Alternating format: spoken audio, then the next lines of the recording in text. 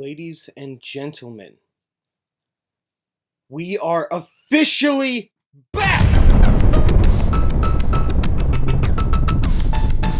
Oh my freaking god. It's been too long. It's um I've been kept up with a lot of stuff plus a bit of disinterest in continuing, but I'm glad to be back. This was really fun to come back to. Um and I'm glad that I'm actually like going out of my way to do this because again, like I'm having fun. It's just really like I have to make myself go like, oh, okay, fine, I'll pick it up. But then once I do, I'm always like, yeah, this is nice. I think I'm just really scared about losing. I mean, who wouldn't be? So it's been a while. Um, as you may have noticed, I've done a bit of an overhaul on the visual aspect of everything. Just a bit, It's kind of like a season two almost, except not really. Um, I just wanted to look nicer. I don't know. That being said, um, let's just jump into it. So we left off with getting a Tangela. Now it's very close to evolving, so I ended up spending a lot of time trying to level it up to evolve into a Tangrowth. Um, there's there's one issue with that.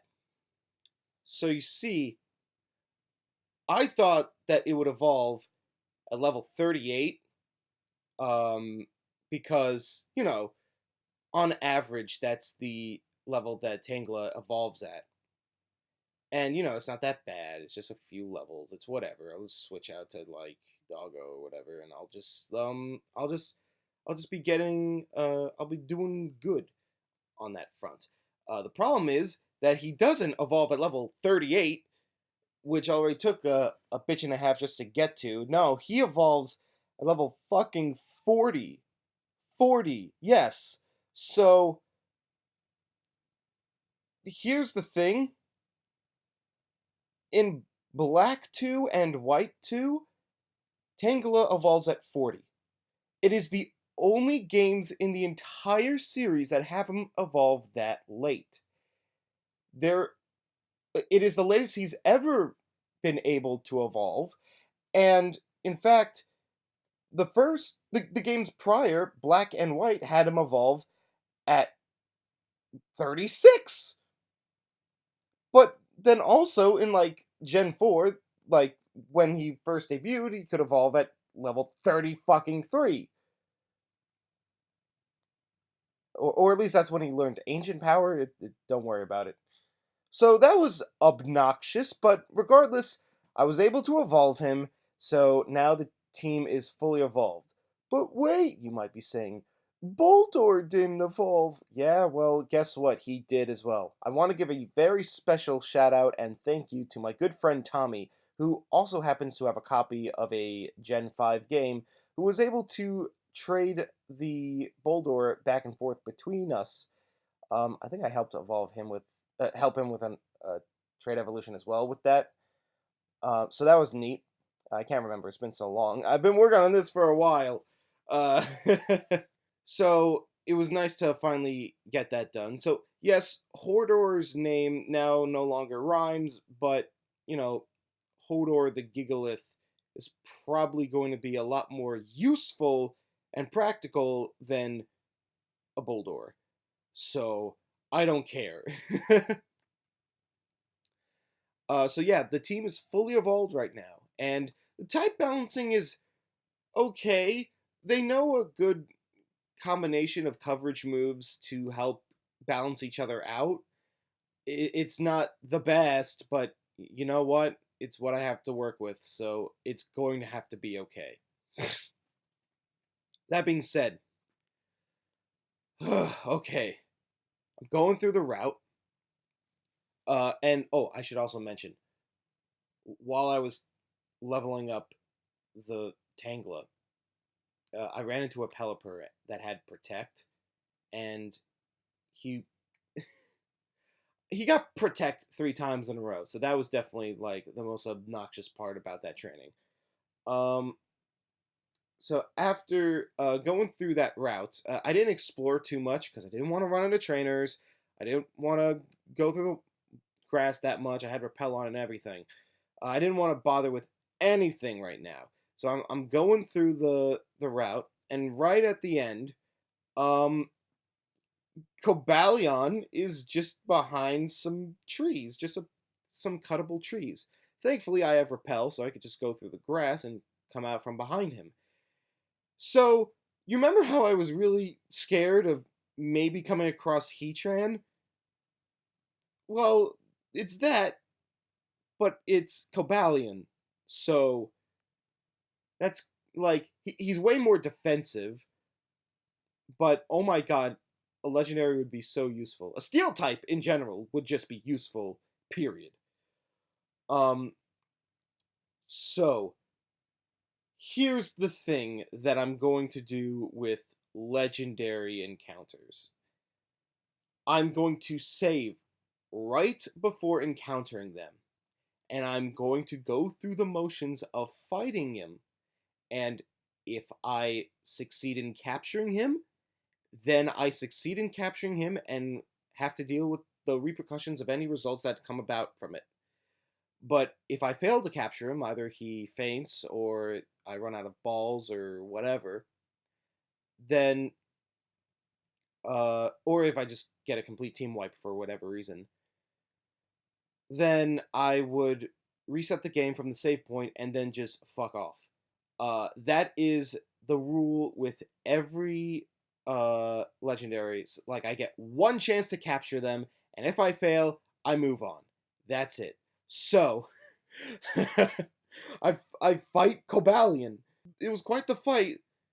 There were there were a lot of attempts that ended up getting close. I think I had like 4 different instances where the ball shook 3 times, but he broke out anyway.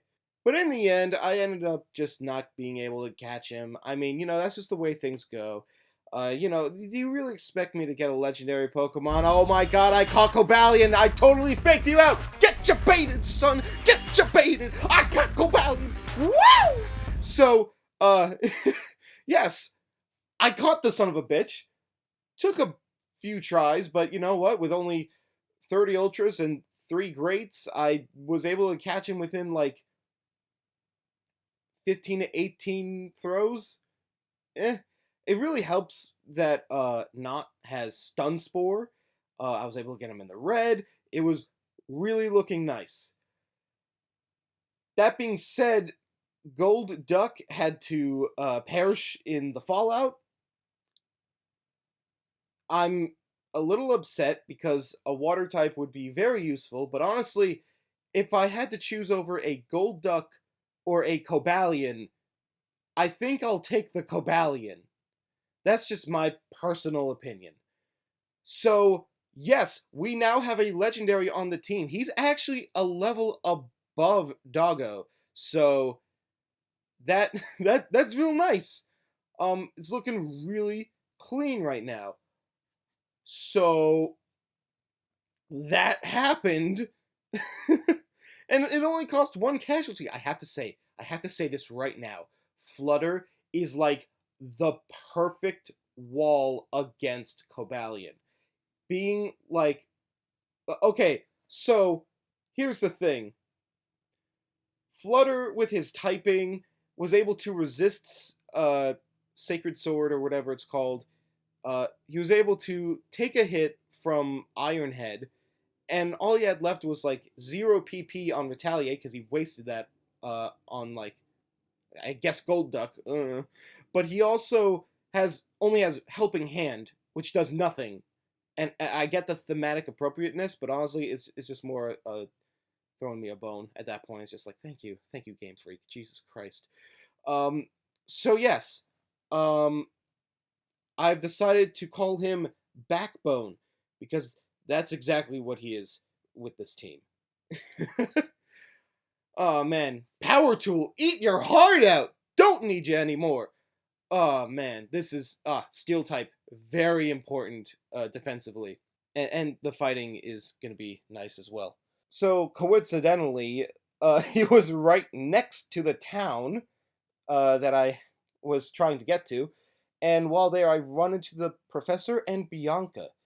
Uh, and they bring they bring me to listen to some old lady, and she talks about you know Hiram's original origin. Like the theorized origin that that town has for Hiram, which is not like the real. Like they say, like, oh, Hiram came from space, but it turns out not really.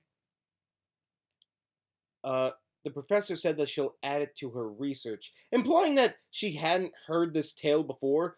Why didn't she hear about this before? Like, during her entire time in the region? Like, I know she's young, but that doesn't mean that you could just become a professor without knowing at least the most common information within every town of the region. Like, considering that the town just exists to give a mythos to Kiram, you think they would have picked up on it or something. Uh, like even given like the 2 year gap between this game and the one prior, you think she would have found this out by now. But no, for plot convenience for the player, she only learns about this today. Okay, sure, why not? They then talk about how its power over ice can rival the legendary dragon. Maybe Zekrom, but I don't know about Reshiram. That would neutral out. um, but you know what? The one they're talking about is Reshiram, so yeah, well. They also ask if I know about Reshiram, and I say yes, and they explain it anyway. Wow, all these choices I get to make and no impact on the story whatsoever. It's almost like the illusion of choice is implemented into games in order to give us a sense of meaning and purpose. Sorry, was that a little too deep for you? Let me get a little more optimistic. You have the illusion of choices, and that feels good. Apparently, the town's name is derivative of a nest because they built walls around them, and it's like to keep out Kiram, and that's just dumb and stupid. I don't know. It's a very Pokemon thing to do, but whatever. It's very convoluted to the point where they had to explain it in game. Cool. Way to wait for the sequel too, by the way. Bianca then tells me that the gym leader wrestles with his Pokemon to toughen them up for no apparent reason. Like she just kind of drops that. It's like okay, the professor's all like, try to help out, uh, this guy with anything he needs help with. And then she bails, and Bianca's like, oh, by the way, the gym leader wrestles with their Pokemon. Professor, wait for me. Like, bitch, she told you to help me, and you're going to follow her. What? Like, that's the only, like, that's no help. That's just character building. That's probably stuff we already knew from the first game. That's stupid. I'm sorry, but like, did she always never make any sense? Oh, by the way, I get another call from Yancy. I still don't understand the point of this character. It feels like an anonymous online relationship. Like, like how, like, all those people that would troll Chris Tran and making him think that they were women. That I'm getting the vibe that I'm getting catfish, because they're like, oh, wow, that's so interesting. I'd really like to do that. It's like, jeez. It's just a little creepy. Oh, great. Bobby's back. Wonderful. Not wasting time, he immediately asks about Team Plasma. Like, hey, did you see Team Plasma? Did you? Huh? Like, bitch, chill. Good to see you too. A supposed friend of mine? Oh, yeah, and then Team Plasma just shows up out of nowhere, very convenient timing. They start talking about how they want to see a world where civilization is tossed aside, and Bobby straight up just tells them to shut the fuck up. There has not been a more angsty anime character in any existence. Ever. We defeat them, even though Bobby sucks at team battles. It's just, you have an Emboar. They have a Cryogonal. And you're using Flamethrower on the Pokemon that is not the Ice type. Bitch, are you for real? I almost, like, straight up, I think I almost lost Flutter. Like, he had like 12 HP left just because of a lucky crit. And, like, this bitch was not covering for me at all. What a fucking terrible battler. Alright, a new route, and I run into a Tranquil. The rule is, like, no previous established evolution line, not just Pokemon that I've caught in general. If there are none uh, in the wild that don't fit that description, I'll catch it. But there are. There is the highest percent chance for me to come across a Pokemon I don't have is a Sunkern, which is not ideal. I mean, I have a good grass type as it is. I don't need that. But, like, if I get really, uh, quote, lucky, I could get a 5% chance to run into a Dunsparce. So there's that. Oh, thank God it's a Roselia. All right. All right, I caught her, and I call her in the back because she is my replacement grass type in case anything happens to not. I got the horses in the back! I just don't need a rose. Like, here's the thing. I have the stone to evolve it, but it's only, like, a little lower level than not, and I honestly need more defensive Pokemon right now. I have very hyper offensive focused characters in my team, such as FNAF Meme and Flutter. I got a good mix of attack and bulk in Stoutland and Cobalion, but, like, honestly, I need the pure defensive wall capabilities that Gigalith and Knot can provide. So I'm gonna stick with that. I could get a Roserade if I need it, but I don't need it right now. So after going through that route, I run into the next town. There is grass there, so hell yeah, my dude. I find some double grass, so like the darker grass that allows for wild double encounters, so like double battles or whatever. And here's the thing.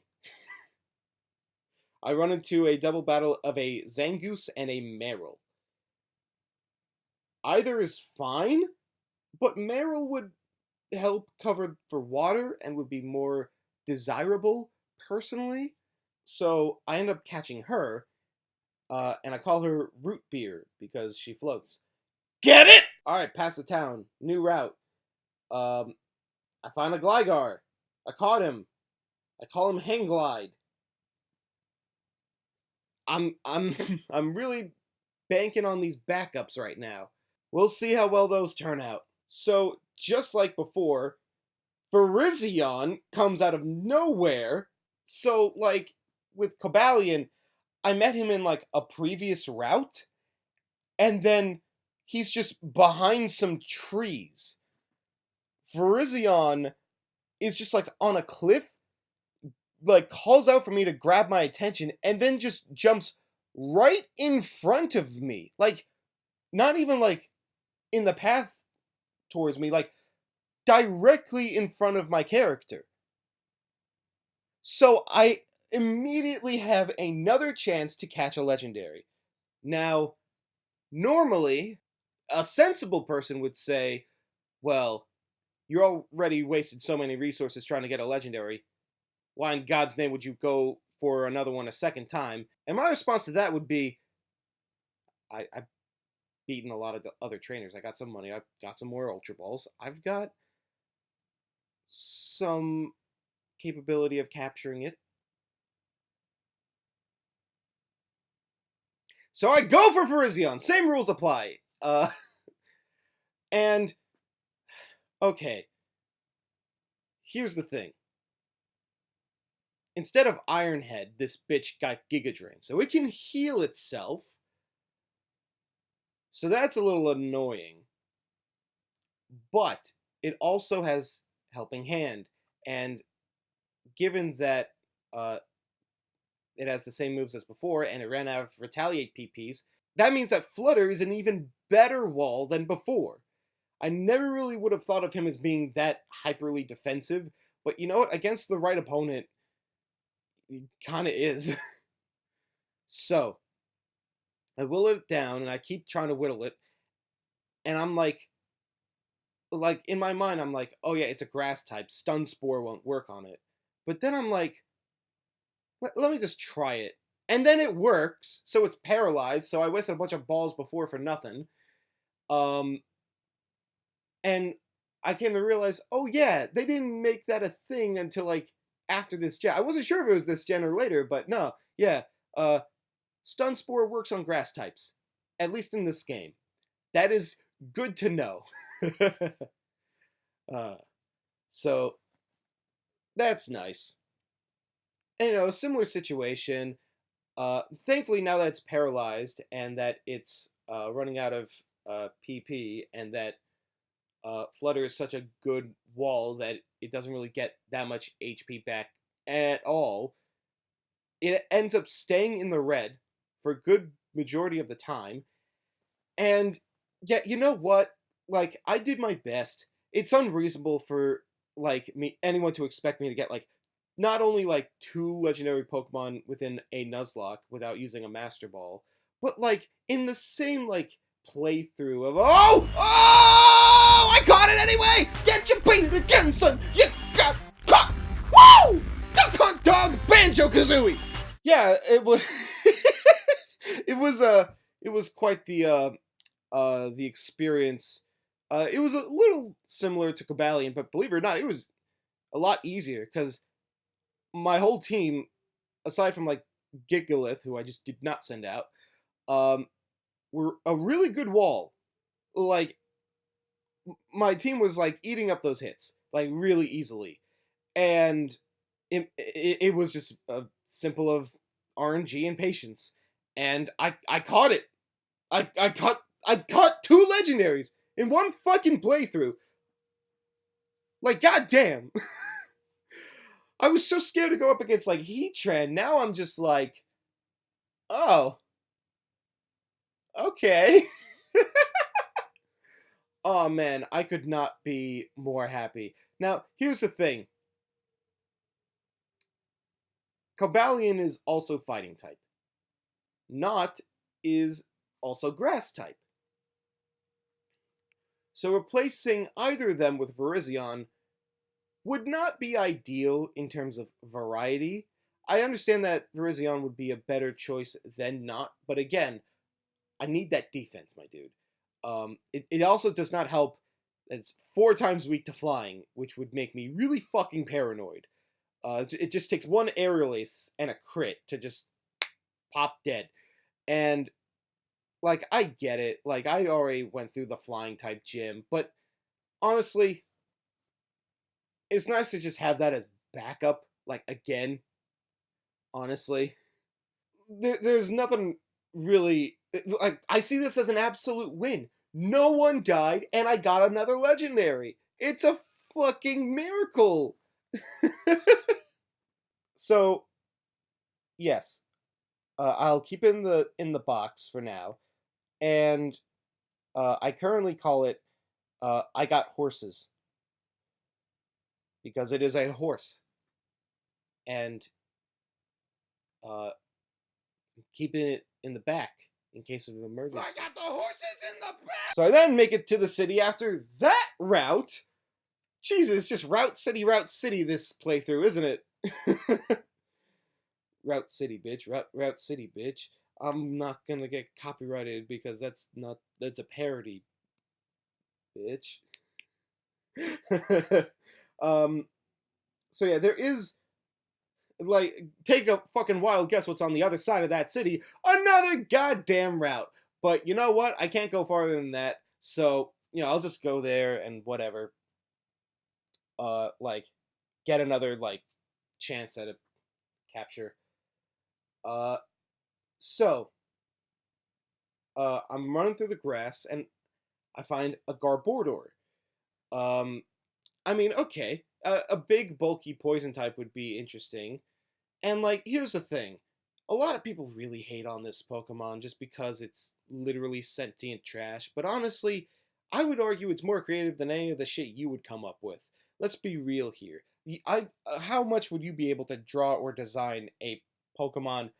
Period. It's not lazy. If anything, it's more creative. It's more like everyone like praises Gen 1 for being like the best designed Pokemon ever. Meanwhile, Muck is literally sentient shit. And you're telling me that's a better design than trash? Nah, man. At least it's got creative appendages. It's got a unique design. It being an evolution is a callback to its previous form. And overall, it's actually not that bad of a Pokemon. And I know I tend to be a contrarian with a lot of negative opinions, but I genuinely believe like this is like a pretty good mon. And like in this route, I remember in the previous game I could have come across a Ponyard or a Bouffalante, but you know what? Honestly, this is probably a better. He died to a crit. Okay, never mind. Moving on. So I go back to town, and after leveling everyone up to at least level 40, I'm a little under leveled, I'll admit, but honestly, I I spent so much time grinding before, I can't be bothered. Like, I actually want to get this just done. And I have the resources to be able to take care of that. My biggest fear is that this is a dragon type gym before they introduced fairy type, and none of my Pokemon have any dragon or ice type moves, so I just have to focus on sheer force and willpower and stab.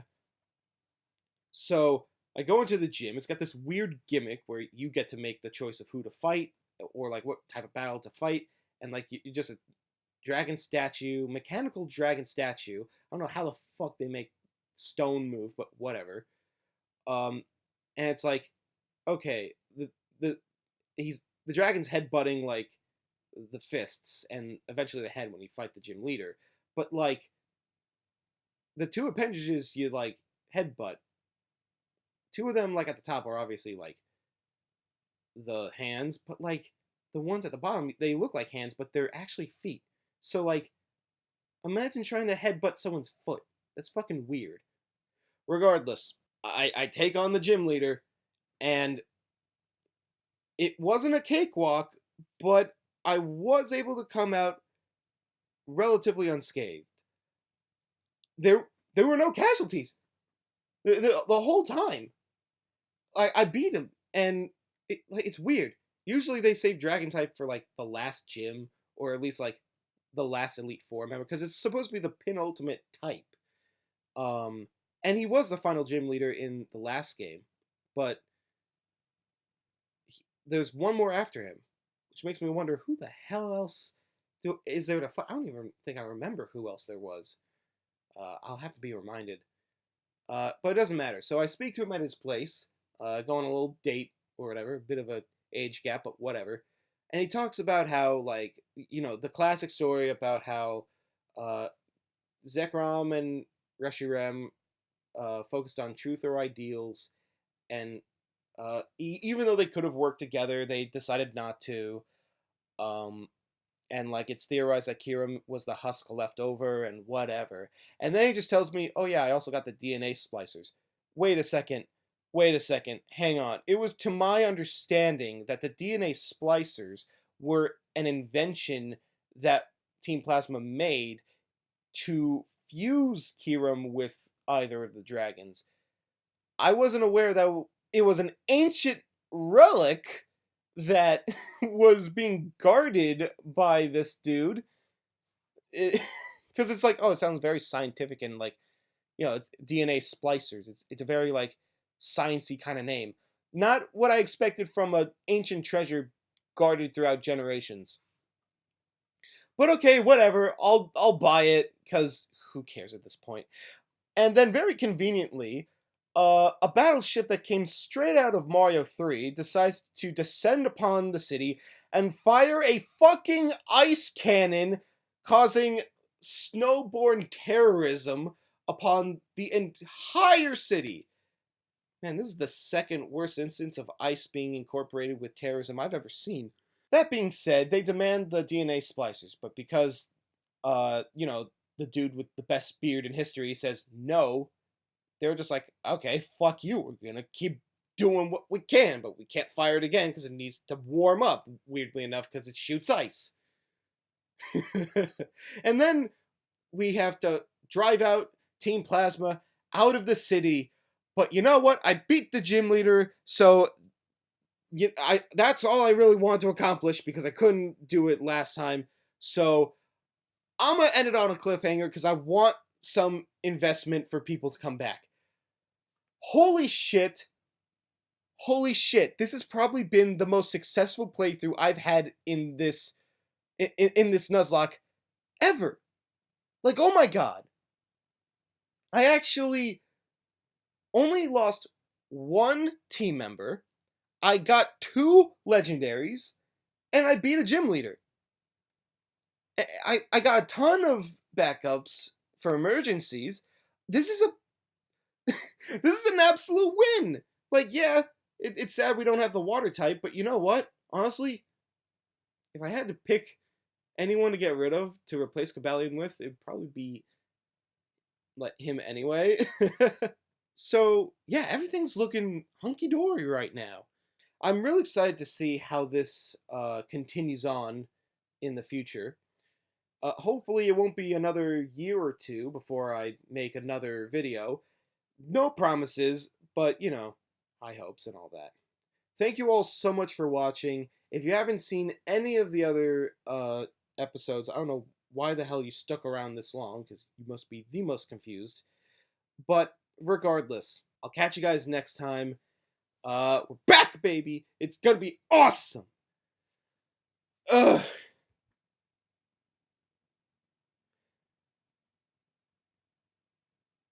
I got the horses!